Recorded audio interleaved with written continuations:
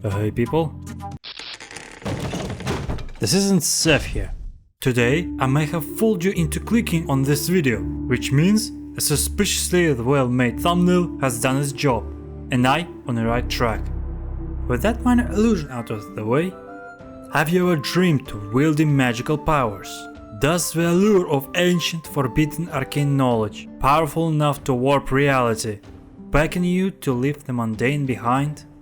Or perhaps you pursue alchemical studies instead, in hopes for mystical reagents sourced from creatures of this world and beyond to uncover the way to turn any material into gold.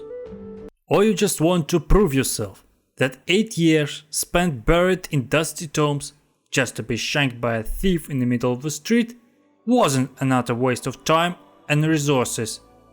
Because today we take our first steps into our treacherous yet captivating realm of magics. Welcome to a lands of Neverwinter Nights 2. A game back from 2006 and one of many classical RPGs made by Obsidian Entertainment. As for a challenge, we will beat Neverwinter Nights 2 official campaign as a wizard on the highest possible difficulty. But before we go further, we must discuss an important matter. Because the game doesn't have a dedicated Iron Man mode, and to make the whole experience more entertaining, I have to spice things up with some house rules. If our character would die even once, we'll go to an older save file relevant to the current stage of the game we will be, so I could actually play the game. We will play solely as a wizard. I can choose other classes for skill points and abilities, but in the end, I must stay wizard. Resting mechanic. More on that later. And so, without further ado, let's finally begin. In a far fantasy land of make-believe, what is Dungeons & Dragons, trademark reserved, we live in a vibrant, breathing world where dozens of different variations of a single human try to coexist with each other, which more often than not end up in a lineup of bandit leaders, vengeful druids, ambiguous mages, and enigmatic necromancers coming over and try in this chaos to dominate the world. And you have an unfortunate situation of being an adventurer. With high rate of mortality and near non-existent life insurance, you have a choice to become one of many different looking humans, such as short people, tall people, really short people, children, the British, the high elves, you, cosplay enthusiasts, and the average Apple employee. With such big variety of choices and possibilities, we choose a human superiority, a bonus feat and a sticker to differentiate us from normal people. With our protege ready for boundless riches that are certain to come, we move to choosing a class. There is a long list of classes and prestige classes for you to choose from and play as, that we will absolutely forget about in just 3 minutes. Yet our focus will stay on the 3 main spellcasters: the wizard, the sorcerer, and the warlock. Wizard earn their power the hard way, through relentless study and effort, often without recognition. Warlocks, on the other hand, trade their souls, firstborns, and any sort of dignity to an eldritch sugar daddies for a single spell. And sorcerers, they're just born with it. Maybe they're born with dragon blood in their veins that grant them exceptional magic resistance and potence. Or, you know, just your typical isekai bullshit. But our choice has been made long time ago. And so, we move on to attributes. There are 6 different attributes that in one way or another characterize our character to suit our envisioned persona. But to be honest, you already know that. If you played at least one classical RPG with an ability score system, or for that matter, any RPG in the last decade or so, you would instantly get the idea behind the system as a whole. With that in mind, our main attributes will be Constitution for good health, Intelligence for unfunny jokes, and Dexterity, so we could roleplay as a Walmart Skyrim stealth archer, plus a little Charisma for that little spark in your eyes. Next on our list is a background, how past forges were present, which in turn molds our future.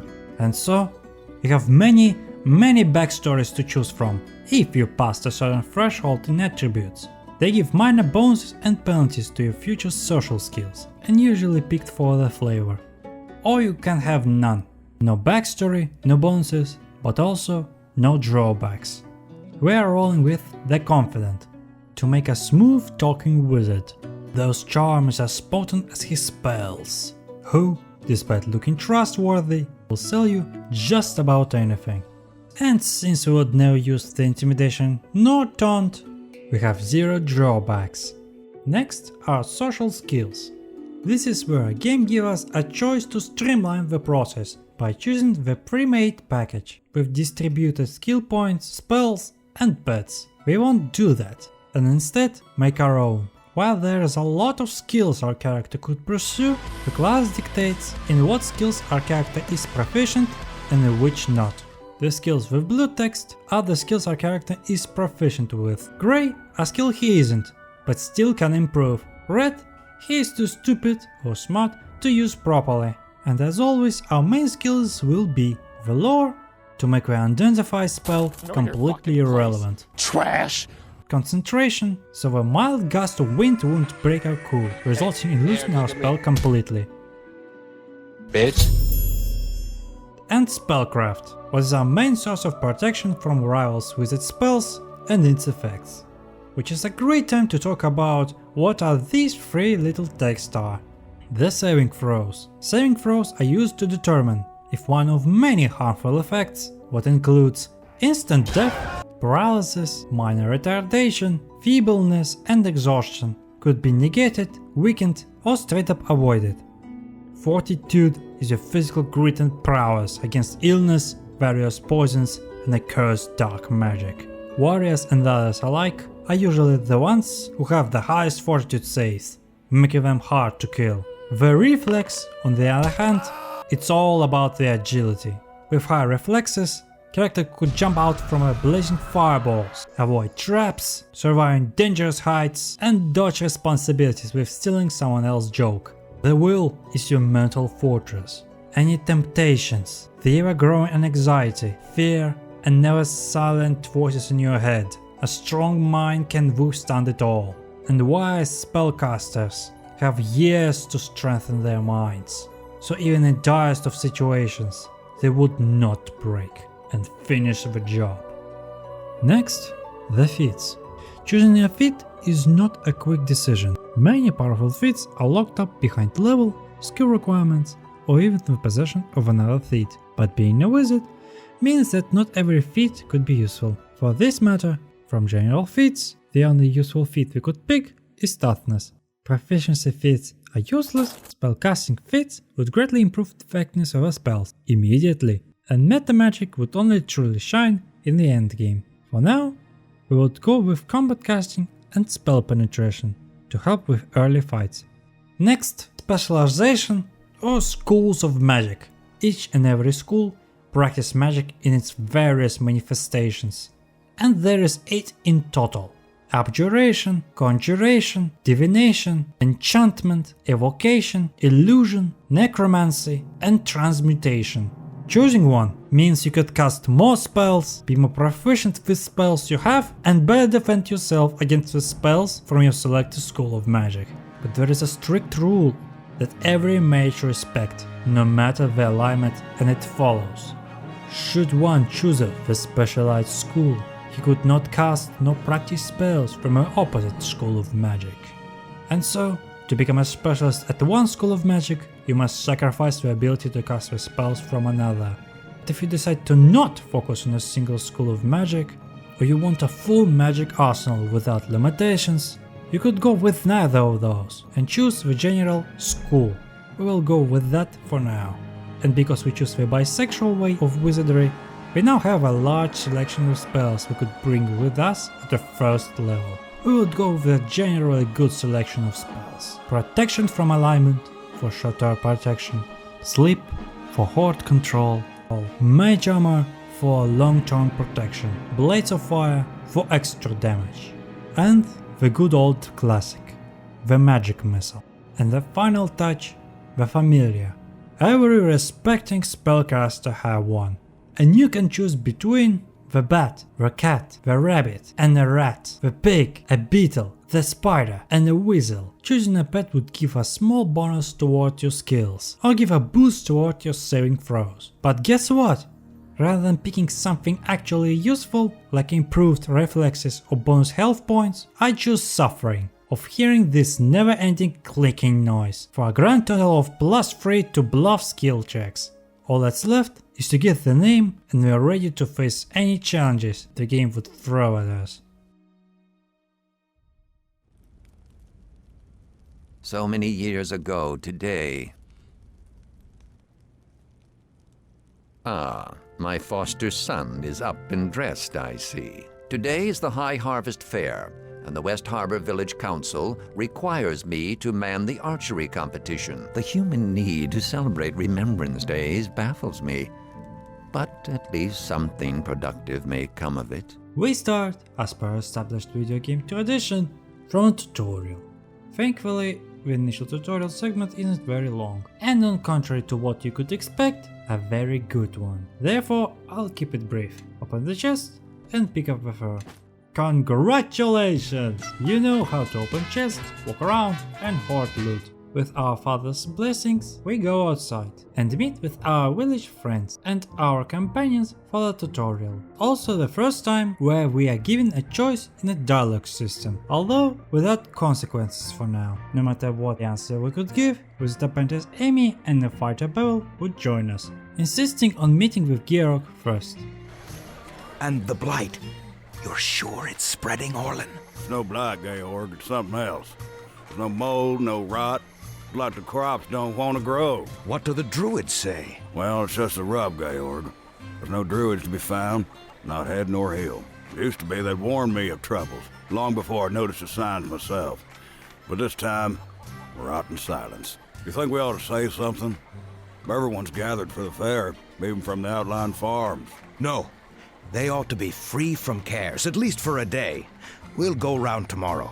Talk to the households one by one. Right you are, Georg. After narrowly avoiding the foreshadowing, Georg greets our little crew, and if we so desire, he would explain the rules for fair events, which are cleverly disguised tutorial segments, explaining practically every gameplay mechanic that you will use throughout the game, how close combat works and usually goes, the bartering between the merchants, how spell function, and the difference between various spell effects, the basics of disarming traps, lockpicking, and pickpocketing, although the last one is barely having any use, outside stealing pocket change and empty mugs. And the art of archery, that a very good choice to keep pesky fighters at the distance. Along the way, following through the tutorial, we would quickly gain enough XP to level up to level 3, improving our skills a little and picking new spells to learn. At the second level, there isn't much spells that are must have this early, but after the third,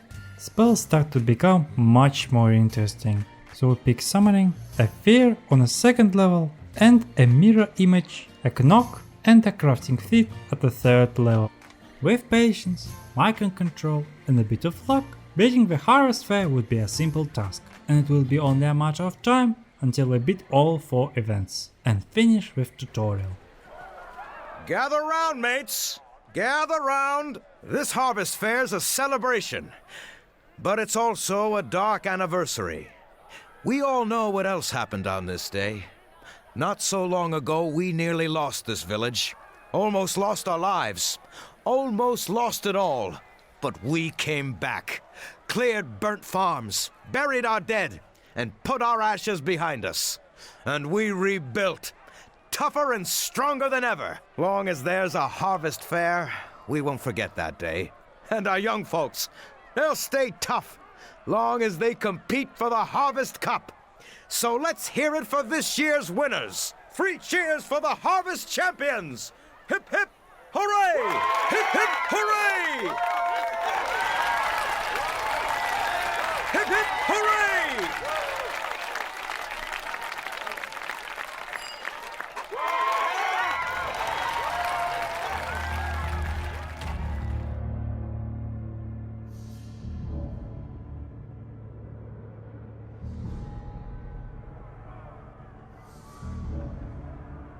The village is under attack! West Harbor is under attack! You're safe!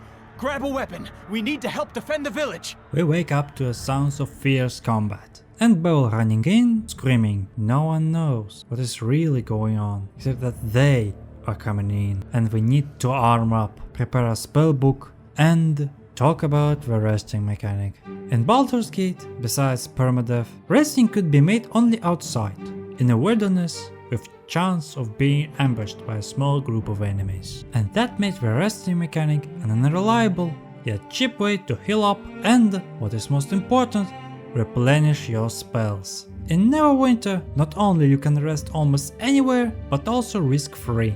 For that matter, resting is allowed once at any given time. I can rest, then entering a new location, and on very rare occasions, on old locations. Then I level up, potentially give me up to 2 times for a chance to rest. And at taverns, for obvious reasons. With that finally out of the way, we prepare to meet up with upcoming enemies from outside. Well, I spoke too soon.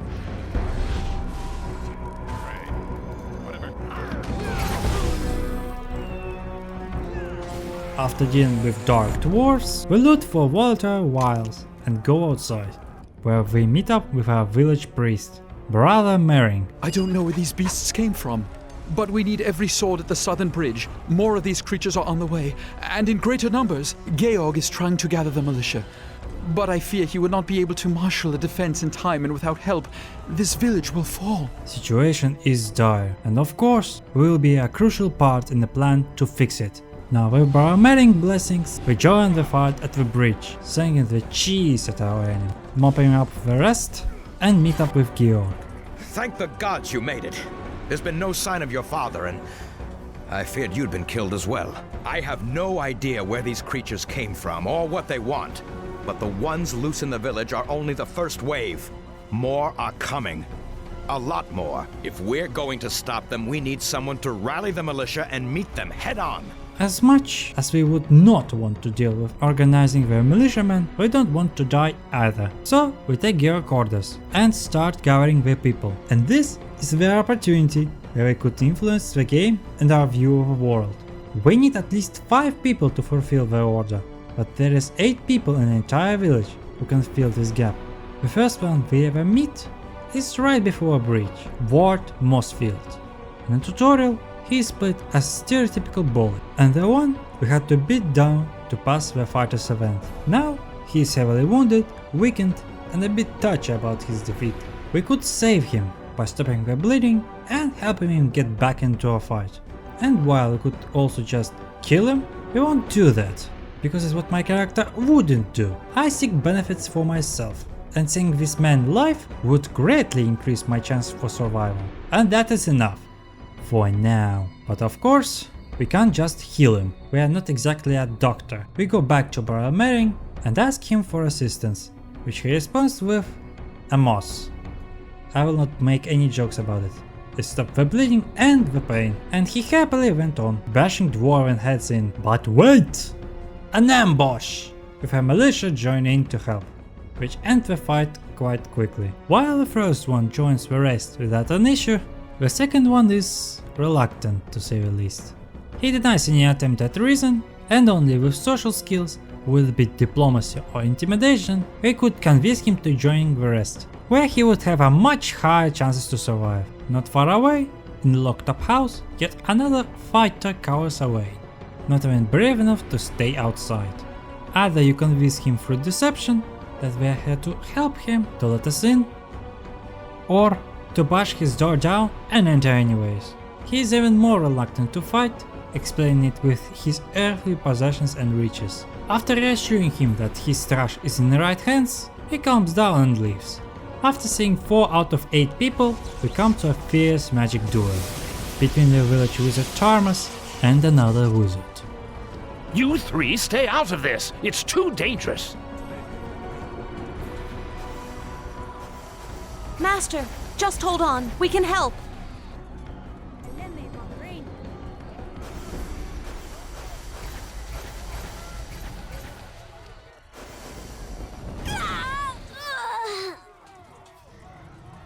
Blast it! The rest of you stay where you are!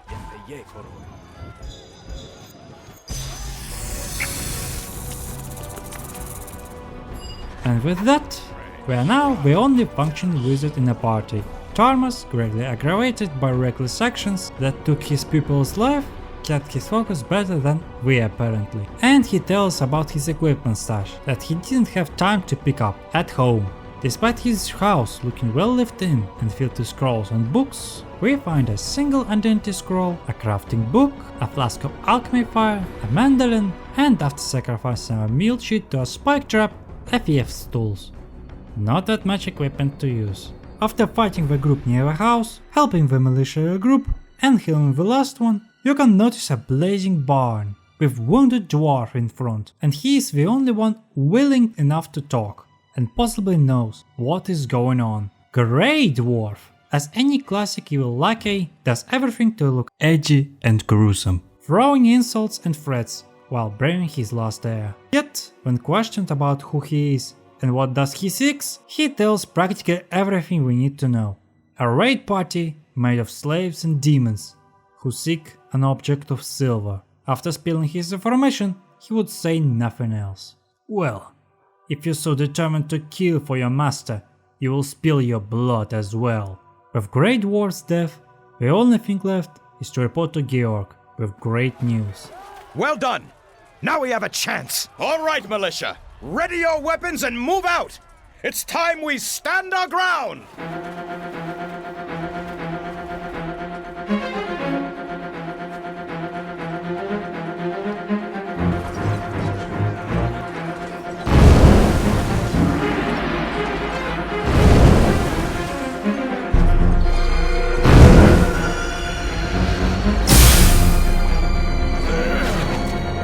Another wave is coming! Prepare for battle!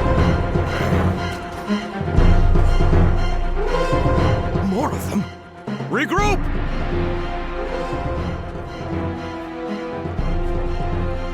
Cyric's blood, they're entering the Starling House. But if we don't hold the next wave off, the whole village could be overrun. Let's go. If we hurry, we can stop them before they find the children. We could use every sword, but the children... You do what you think is right. I'm going in before anything happens to my brother and sister. Brace yourselves, men!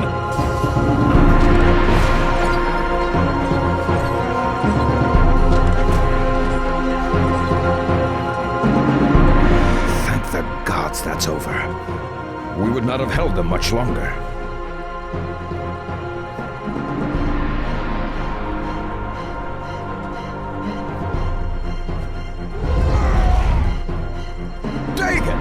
Much blood has been lost tonight. Let us make the enemy pay in kind.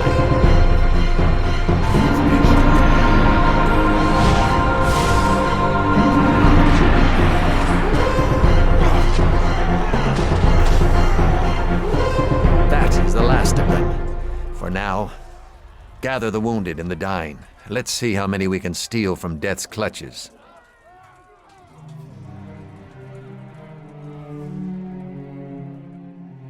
Thank the gods we were able to hold them at the farm. How many did we lose? Ian, Vera, Pearson. What were those things anyhow? Never seen anything quite Boy, like them. come over here. Their kind is rarely seen in our I see you're unharmed. Many have not been so fortunate, and others have seen their final night. I do not have much time to talk. There are many who are wounded. Now, there is something you must do tonight. Those bladelings were here to find something, and I fear I know what. Well, well, well. Turns out, the silver object that everyone looked for is a shard, hidden away under old stone ruin, deep in the swamps. And after barely keeping yourself focused after losing a friend, seeing neighbors succumb to wounds, and your home in flames and destroyed, we are back on the move, in a quest to retrieve a silver shard. But why? Why won't we leave it there? Or better yet, how about you go deep into a dungeon, risk your life for a piece of silver? And how is it connected to my mother? Go into a dungeon, take a fighter with you, and come back with a shard. I'll tell you everything you want to know later.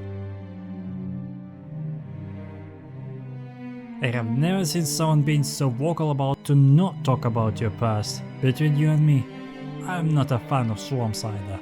It's wet, it's foggy, and a lizard live everywhere. But I guess it's better than moving burnt rubble all around. Stay behind me, cast your spells, and make sure no one crawls from behind. That's all I can say. Thankfully, I was fast enough to catch them before they found the children. Those bastards were so preoccupied with looting the house that I even caught one off guard. But anyway, you're ready to move? This path along the river is best and relatively fast way to these ruins. Just look out for mold rocks that looks like pillars, and we probably will be nearby. Still, why won't he just bury this damn thing under the tree like normal people? It's been an age since I've come this far into the swamp. There are some twists and turns before we get to the ruins. There's probably more than lizardlings ahead, so, lead on, I guess. Moving through the shallow waters, we reached the valley that leads to a sunken temple in the mire of a dead man. Despite the ominous name, it's teeming with the lively bugs and lizard folk. Rushing them would mean a quick and painful save load, so we utilize such underhanded tactics such as loading small enemy groups, killing them, and then repeat. Such tactical genius would be too much for bugs to handle, and soon we come out victorious. After searching nearby ruins, it reveals a sturdy chest. Inside, however, we find a pair of gloves of concentration, fresh torches, and a cheap gem. Well, it isn't every day you find a fine pair of leather gloves. Bevel, while scouting ahead, spots a blazing campfire surrounded by more enemies. A hubris that must be exploited. We prepare a sleeping spell and ambush our enemies with all the might.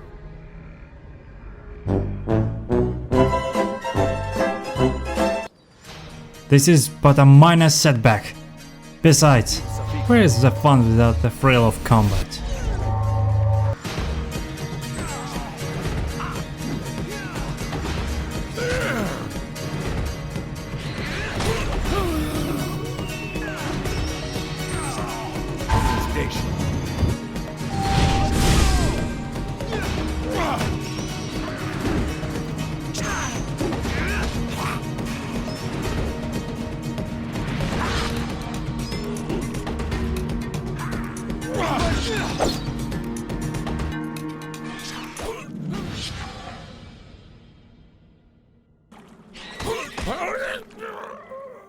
Well, overconfidence is indeed a slow and insidious killer, but it won't take long. Well, shit.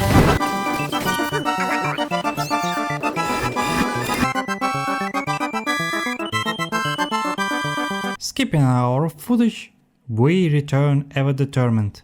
We try casting a spell again, and he put a single beetle to sleep. Great! A lizard shaman, seeing my attempts at spell casting, casually stunned Bevel with a level 0 spell, and then proceed to cast a magic missile, his only level 1 spell.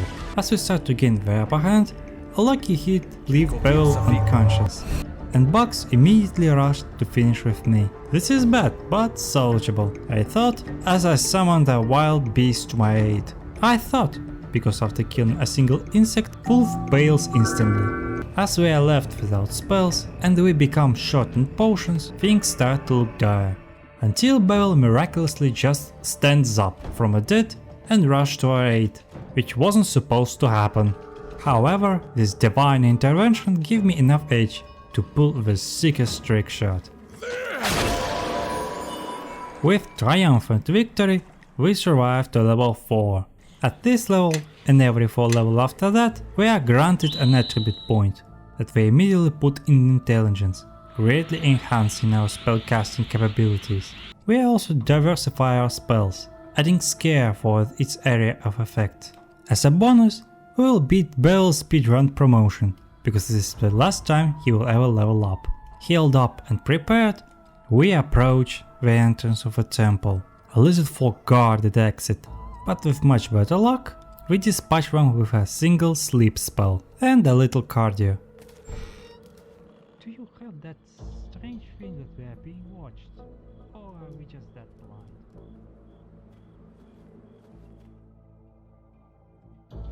The temple itself is a classic dungeon crawler, devoid of mysteries or horror, just lizard folk and the shard we seek. We cautiously clear the temple, avoiding traps, and brace ourselves for final confrontation. Inside, a ritual is underway. We bluff our way in, claiming to be the manager of a stone god, promising successful hunt and bountiful plunder against the rival tribe. With our silver tongue, the shaman believes us and departs with his followers, leaving us alone with our prize.